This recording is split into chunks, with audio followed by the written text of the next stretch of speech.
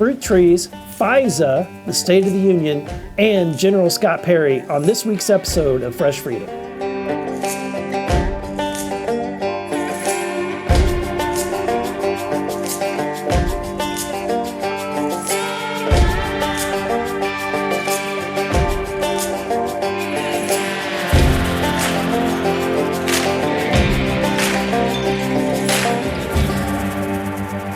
Welcome back to the Fresh Freedom Podcast. This is the podcast with the freedom-loving freshmen in the House of Representatives, where we provide you a behind-the-scenes look at what's happening in Congress. Today I'm joined by my fellow conservative freshman member of Congress, Josh Burkeen from Oklahoma. And our special guest today is the General, Scott Perry from Pennsylvania, making his second appearance on Fresh Freedom. Scott has served in the House of Representatives since 2013 and is the previous chair of the House Freedom Caucus. He is a husband, a father, and we are very excited that you're joining us for the second time. Well, does that mean you've gone through everybody else in Congress? Is that why? There's nobody left? Is that what I'm doing? There's a short list of true rinse and conservatives. repeat. Okay. Right. So my staff tell me that one of your first jobs was a fruit picker. It was my first job. We've got a pretty big fruit belt in central Pennsylvania, a lot of pitted fruits like peaches, a lot of apples, believe it or not.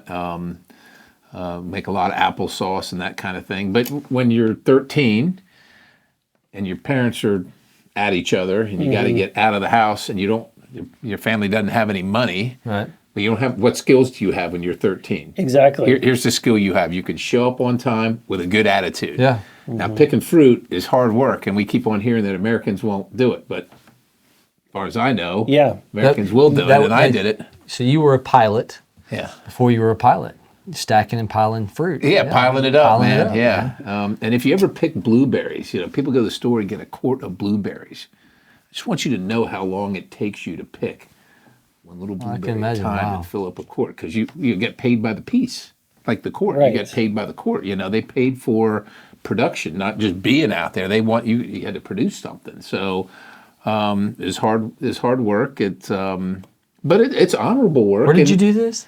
A little farm. I rode my bike. Okay. I rode my bike. We got into scuffles with I want to say fights, but we were kids. So you got in fights with. What town? Mechanicsburg, Pennsylvania. You have blueberries there? Oh yeah, lots of blueberries. Blackberries. Yeah, blackberries, a lot of strawberries. That kind of stuff. Yeah. So you were specifically blueberry picking? No, well, when they're in season, everybody's picking blueberries. Well, what are you picking when they're not in season? You're picking strawberries or something else that's in season. There's different things come in different times. There's a season for everything. Okay. Well, I piled it, but mine was on the backside of a horse. That's the kind of piling I did at a young age. I didn't do any What was your first job? Probably picking stalls. I grew up in the cutting horse industry, and I don't remember not picking stalls, so it probably was it. I dunged out the stalls too, at a local farm. Yeah, we did that. We baled a lot of hay. You work on it. We had this thing, a corn chopper. It turns eared corn into feed. It grinds it all up, and so the guy I was working. This is another job at a farm, and my job, especially on Saturday morning, was to shovel this thing, and it had a big auger, and big pile of corn, and you just shovel. And, after it's boring, but it's steady, just shoveling. Tractors loud, machines loud, and I remember, I would try and overload that thing. I would try and shovel it faster than it would take it. And the farmer would come back, and the faster I worked, I would watch him. If you're familiar with a tractor, I know you are. He'd go up front and just go like this with the throttle. So the faster I shoveled, he'd be like, "Okay, well let's do it faster then. We'll work you even more." And so it was lucky it wasn't a union job, right? My first job was washing dishes. That same year I was mowing lawns, washing dishes, and to your point, ironically, those often right now are being filled. Those jobs are being filled by people that are here illegally. Yeah.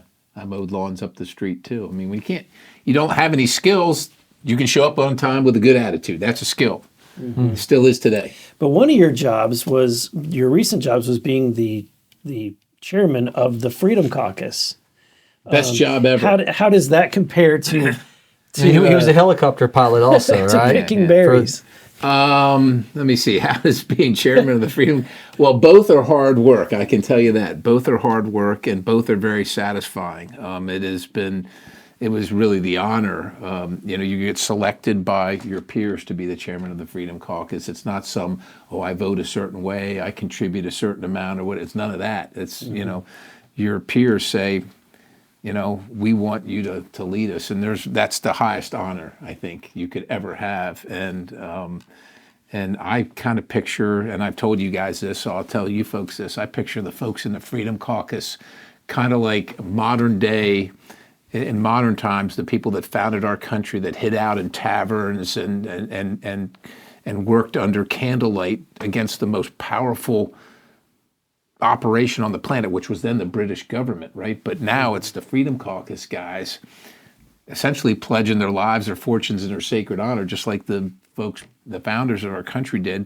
We're fighting the biggest machine on the planet, in the federal government, in this legislature, and that's who the Freedom Caucus guys are. And to be considered, as the leader of that is, you think about Sam Adams and George Washington and all those folks, that Franklin, and those that put this all together. And they were bold. They were bold, right? And they weren't doing it because they were going to get more land or more money. They were going to make a republic, and the Freedom Caucus members are not here for committee assignments and chairmanships. They're here to save the republic. Yeah, I was reflecting that, at the end line of the Declaration of Independence, it has a very bold statement from those that signed it. They said, for this we mutually pledge our lives, our fortunes, and our sacred honor, right?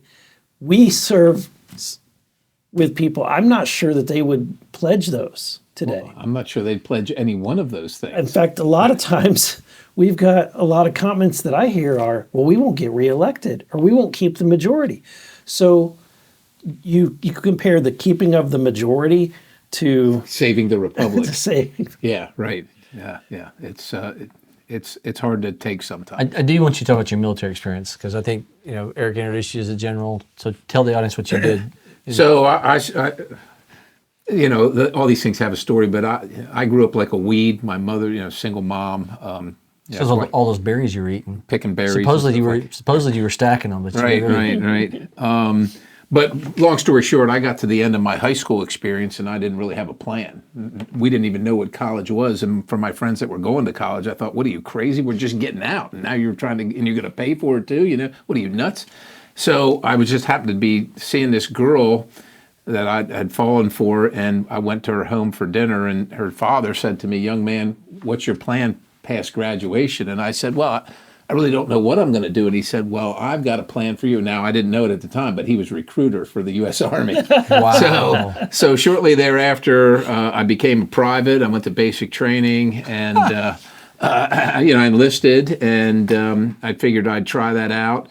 He probably did that to get you away from his daughter. He probably knew where he was. And that's exactly how it worked out, because I came home from basic training. I didn't have a girlfriend, and she was on to the next recruit, and so was her sister. But that's another story. And oh my God! We get along fine now, and it's all good. But at the time, it was a little hurtful. But the military was really great for me, but at some point I decided that I wanted to become an officer instead of being an enlisted guy, and it was a great experience. But I figured I really wanted to lead troops in battle, and the only way to do that is to be the leader, is to be an officer. So even against my commander's wishes, I went to officer candidate school. He would not recommend me for officer candidate school, but I went anyhow.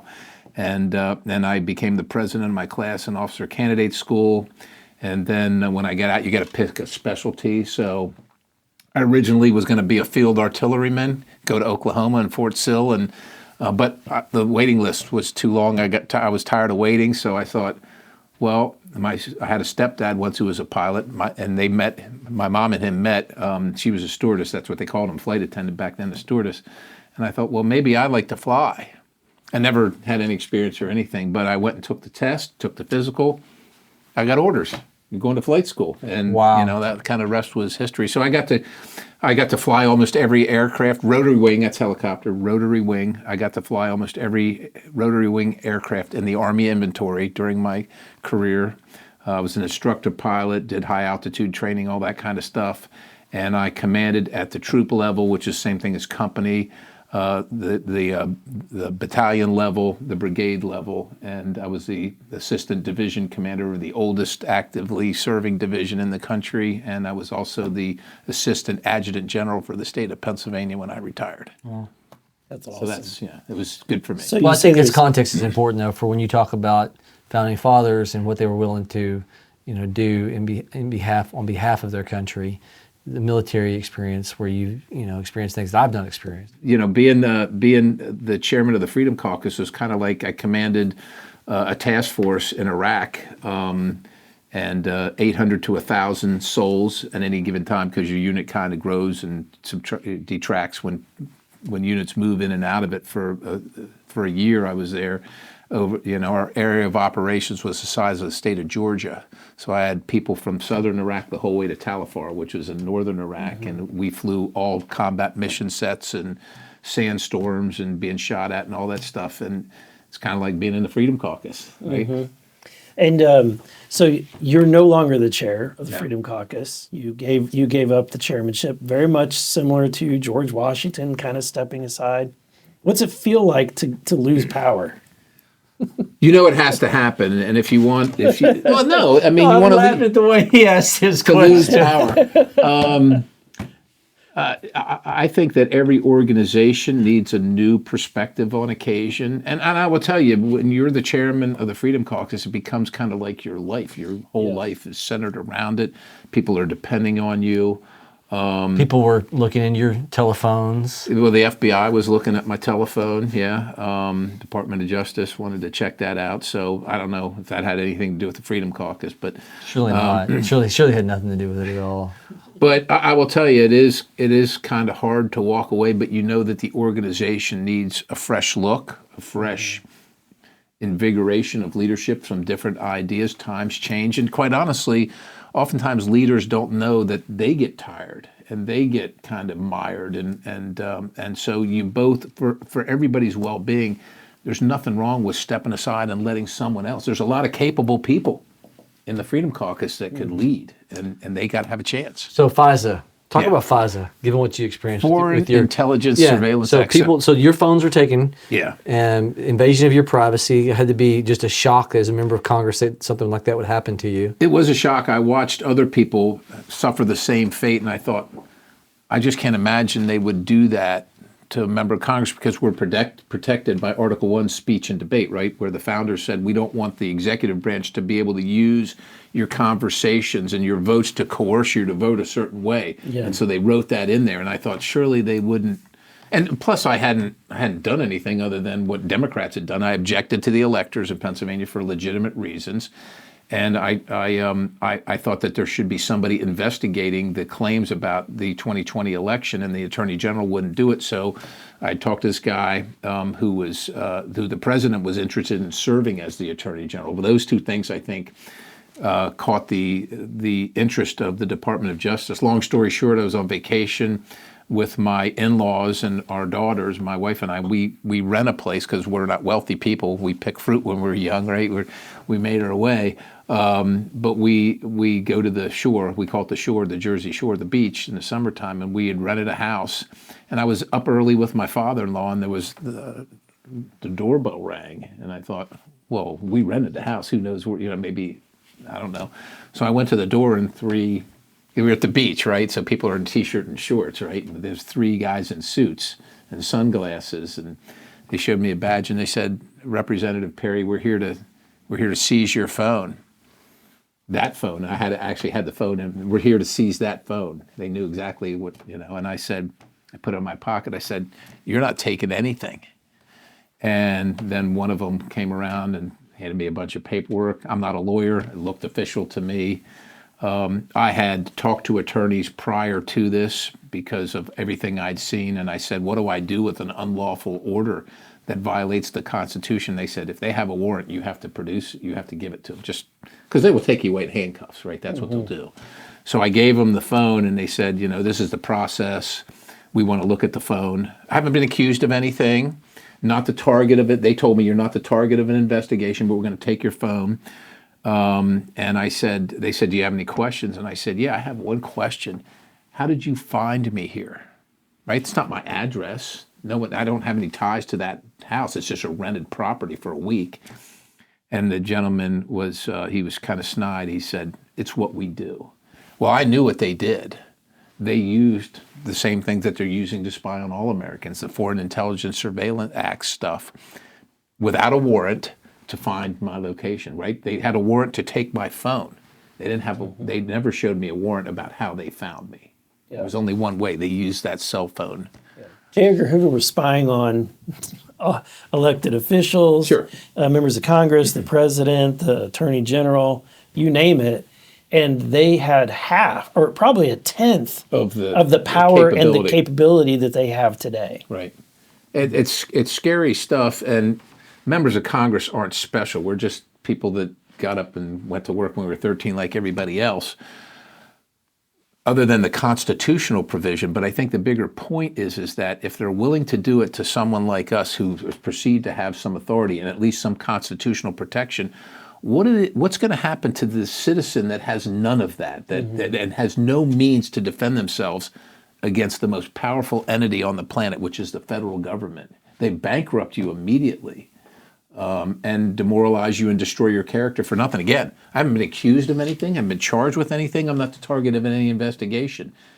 But for years now, I've had to put up with the newspapers. So it's been, you've made national news, you and Mark Meadows. They've targeted you, Mark Meadows, President Trump. Right. Those are probably the three highest profile. I mean, in terms of elected officials. Elected officials, yeah. Right, yeah. And so with FISA, the Foreign Intelligence Surveillance Act, coming up for reauthorization, I'm not going to say, it shouldn't be personal. I think it should be personal. I mean, you've got an experience that, in addition to wanting to make sure the Fourth Amendment stands for something, to be secure in your person, right. houses papers and effects, unlawful search and unreasonable search and seizures with absent a warrant. This is something that you want to uphold the Constitution, but I wouldn't be taking it personal. I would say, look, this has happened to me, and as a member of Congress, it can happen to anybody if it can happen to me. Well, Josh, we've had the discussions in conference about FISA, and I've gone to the mic and said, there's all kinds of dangerous people, got a wide open border. You and I, we all get these threats to our family. My wife and I have 2 children that go to school. You get the threats, right, to your family, to your person. And I told the conference, I'm not worried about those threats. The police, the local law enforcement, myself, I feel confident we can handle them. The one that's tough to deal with is fighting the federal government and their lawlessness. You can't fight that one. So that's why it's so important. FISA in the ways not personal. I don't want to make it personal. I have to be above that.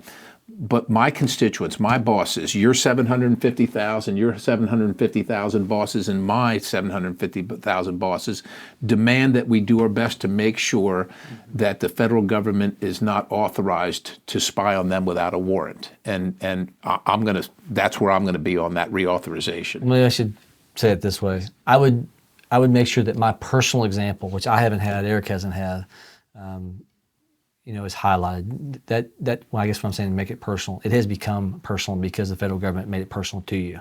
Well, they did, and my family, and and of course, like I said, the stories associated with it. Most of that stuff's not true, but that doesn't stop newspapers from writing it, so on and so forth. But we know what we signed up for. This job's not supposed to be easy, and when you stand for things, people come at you, and I get that. You just want it to be fair. But I have to try and remove myself from that and say, am I doing the right thing based on the right thing as opposed to what happened to me personally? But what happened to me personally has also happened to a whole bunch of other people, and it's not right. It's not lawful, and that's what I do feel very convicted, so to speak, about getting this reauthorization of FISA correct, and if we're not going to get it correct, if we're not going to require a warrant to spy on American citizens, I will absolutely vote no and try and stop it with every fiber of my being, because that's the oath that we all took, right, to uphold and defend This thing, the Constitution, it's right in there, right? Speaking of somebody that respects the Constitution, this week is State of the Union week, and we're going to get to hear from our president.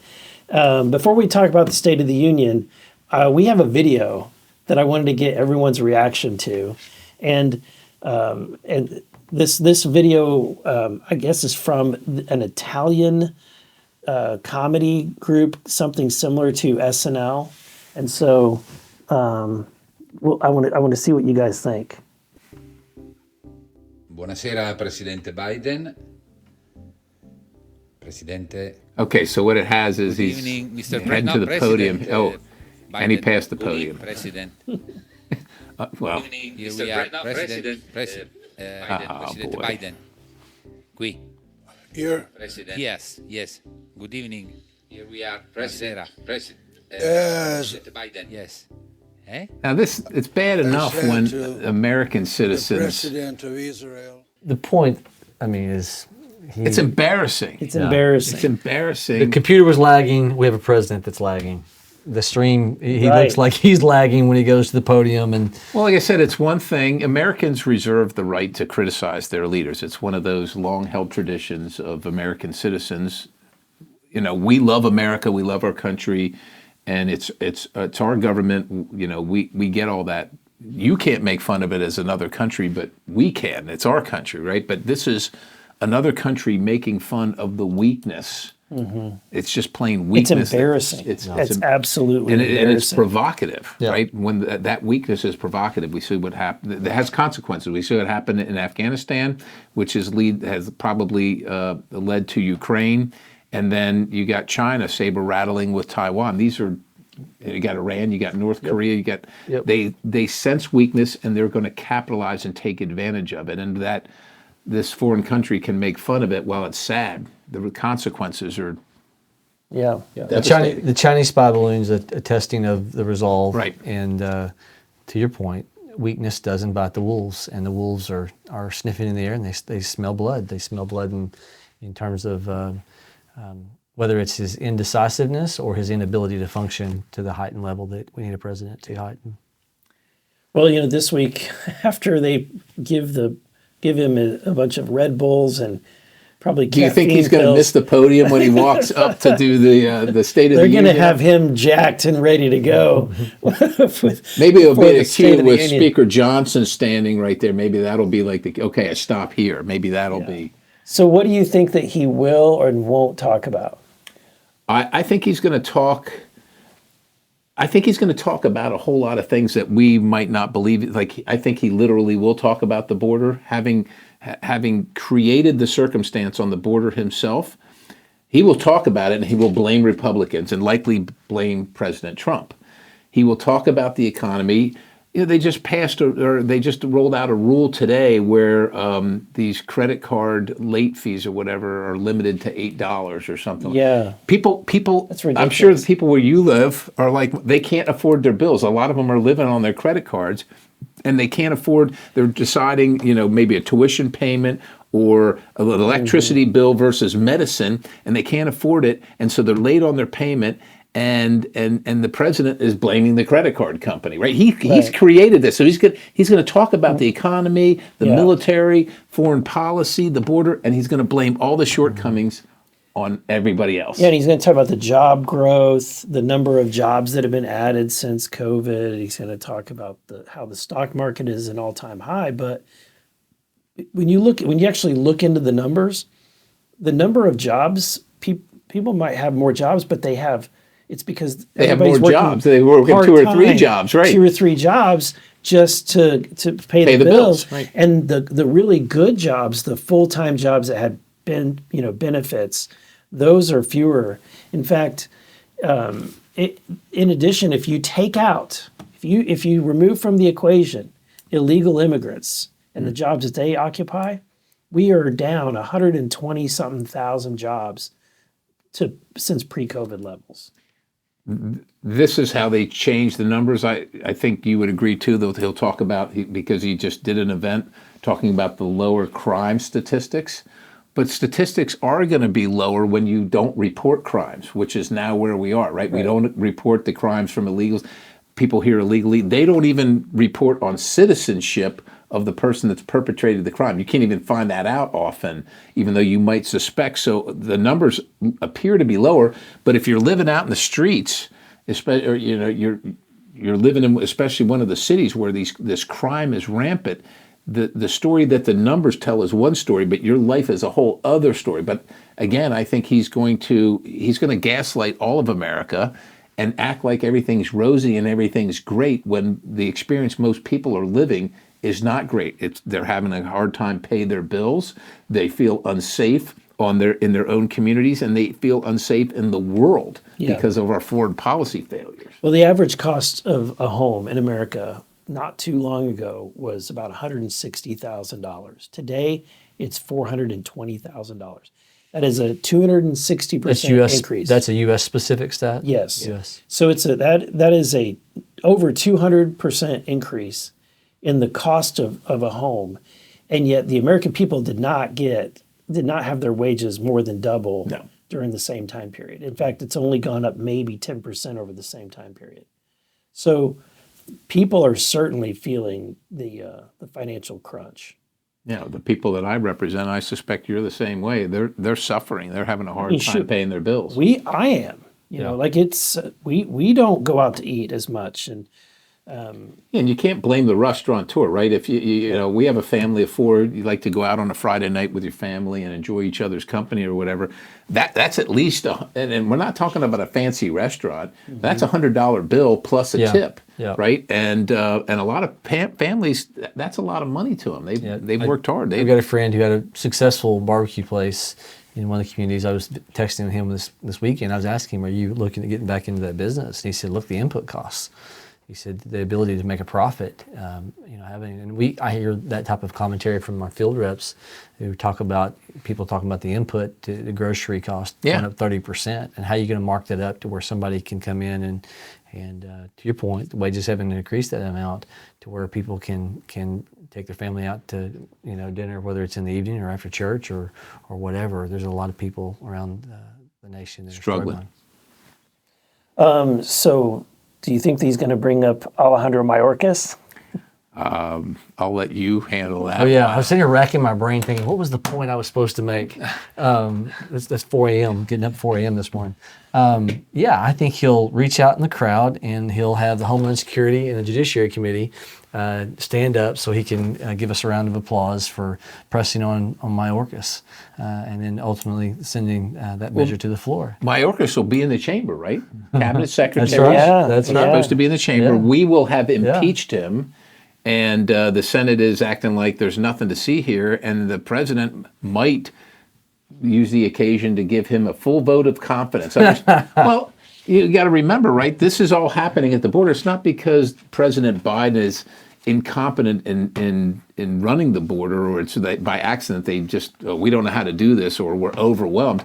This is all by design that this is happening. Mayorkas is doing exactly what President Biden wants him to do. Exactly. He's the stooge for President Biden.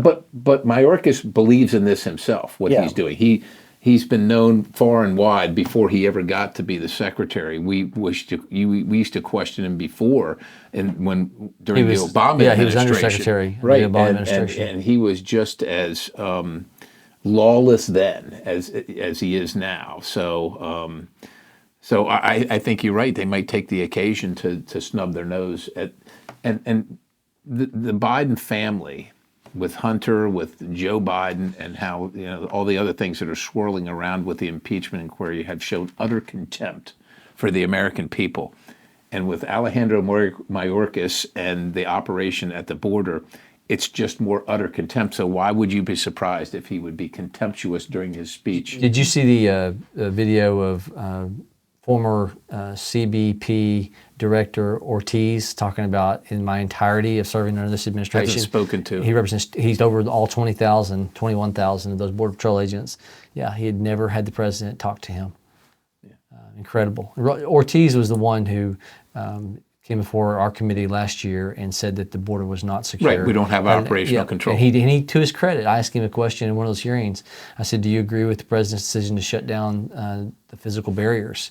And he said, I disagree. So he was making some strong, courageous statements. And then whether he was dismissed or he actually retired, I don't know. But he's at least coming out talking about the distance that the president purposely was putting between knowing what's going on and the policies that he wanted to vote. I think it's over census. I think it's ultimately, we think all of us contend it's over having people vote for Democrats.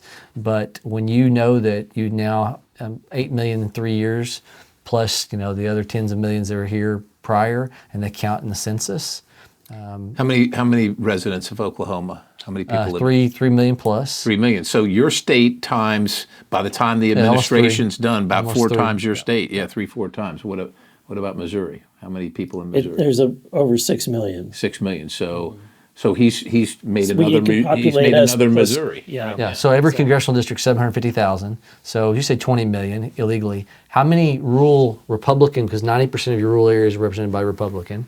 And so how many of Republican districts are lost in a census given to a high urban population that's usually a pickup partisan voting index of a Democrat and a head-to-head no-name Republican versus Democrat. Democrat has a strong advantage.